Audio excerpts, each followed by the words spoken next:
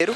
నా పేరు భాస్కర్ అండి. భాస్కర్. ఇప్పుడు తెలంగాణలో ఎంపీ ఎలక్షన్స్ రాబోతున్నాయి కదా, ఏ పార్టీకి ఎక్కువ సీట్లు గెలిచే అవకాశం ఉంది?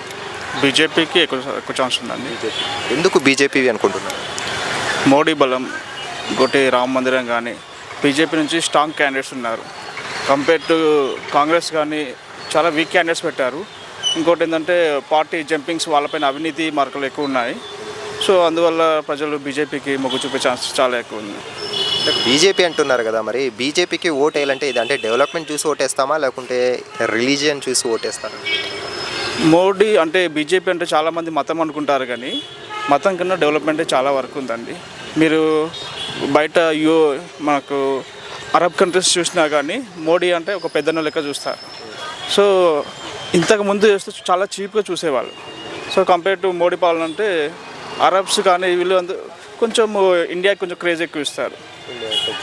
ఇప్పుడు ఈ తెలంగాణలో బీజేపీకి ఎక్కువ స్థానాలు వచ్చే అవకాశం ఉన్నారు కదా, మరి బీజేపీకి పోటీ ఇచ్చే పార్టీ ఏమనుకోవచ్చు? బీఆర్ఎస్ పార్టీనా లేకుంటే కాంగ్రెస్ పార్టీనా? ఇక్కడ కొన్ని చోట్ల బీఆర్ఎస్ కూడా ఉంది, బీఆర్ఎస్ లేదని చెప్పలేము.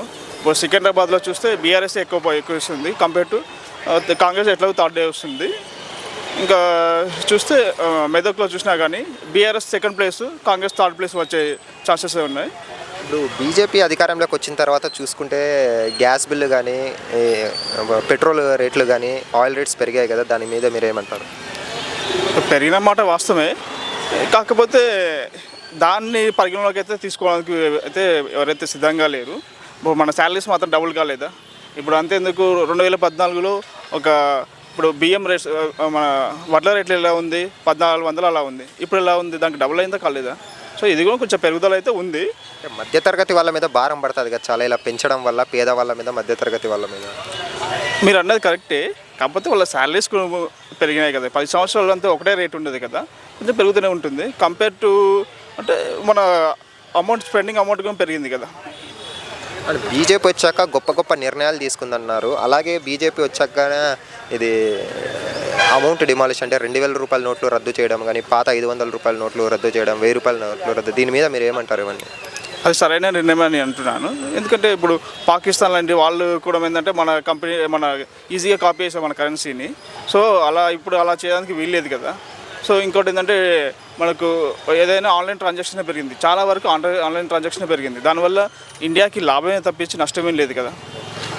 మరి తెలంగాణలో 17 స్థానాల్లో బీజేపీకి ఎన్ని సీట్లు వచ్చే అవకాశం ఉంది సార్? 12 అయితే ఈజీగా వస్తాయండి. 12 అయితే ఈజీగా వస్తాయి. కానీ ఇక్కడ స్టేట్లో చూసుకుంటే కాంగ్రెస్ పరిపాలనలో ఉంది, మరి బీజేపీకి 12 స్థానాల్లో గెలుస్తుంది అంటున్నారు. ఏ ధీమాతో చెప్తున్నారు? మీరు చూస్తుంటే టీఆర్ఎస్ వ్యతిరేకత రావడానికి 10 సంవత్సరాలు పట్టింది, కానీ కాంగ్రెస్ పైన వ్యతిరేకత రావడానికి 5 నెలలు కూడా సరిపోతలేదు, 5 నెలల లోపే వచ్చేసింది. సో అది సరిపోతుంది అనుకుంటున్నాను. ఎందుకంటే సెంట్రల్లో ఎట్లాగో కాంగ్రెస్ రాదు, వాళ్ళకి 30 సీట్స్ వస్తే మహా గొప్ప. సో దాంతో ప్రభుత్వాన్ని అయితే చేయలేదు కదా. ఇప్పుడు వాళ్ళు పోటీ చేసేది 200+ పోటీ చేస్తారు, వాళ్ళు గవర్నమెంట్ ఫామ్ చేయడానికి కూడా వీల్లేదు కదా. ఆ యొక్క పోటీ చేసిన దాంతోనే గవర్నమెంట్ ఎలా ఫామ్ చేస్తుంది, చేయలేదు కదా. సో కంపేర్ టు ఇప్పుడు మోడీ అంటున్నారు, వాళ్ళు ఏంటంటే 400+ పెట్టుకున్నారు. వీళ్ళు ఎన్ని సీట్స్ వస్తాయనేది వీళ్ళు చెప్పలేకపోతున్నారు. వీళ్ళకి ఎంత వస్తాయి, వీళ్ళకి వచ్చేటి 200, 300 ఏదో చెప్పాలి కదా, ఫిగర్ ఉండాలి కదా. ఆ ఫిగర్ కూడా వీళ్ళు చెప్పలేకపోతున్నారు. సో ఓవరాల్గా అయితే బీజేపీ అంటారు? బీజేపీ వస్తుందండి. Okay, thanks. Thank you. Hi friends, మా ఫ్యూచర్ టుడే ఛానల్ చూస్తున్నందుకు చాలా థ్యాంక్స్. మరిన్ని లేటెస్ట్ వీడియోస్ కోసం వెంటనే సబ్స్క్రైబ్ చేయండి. అలాగే ఈ బెల్ని కూడా రింగ్ చేసేయండి.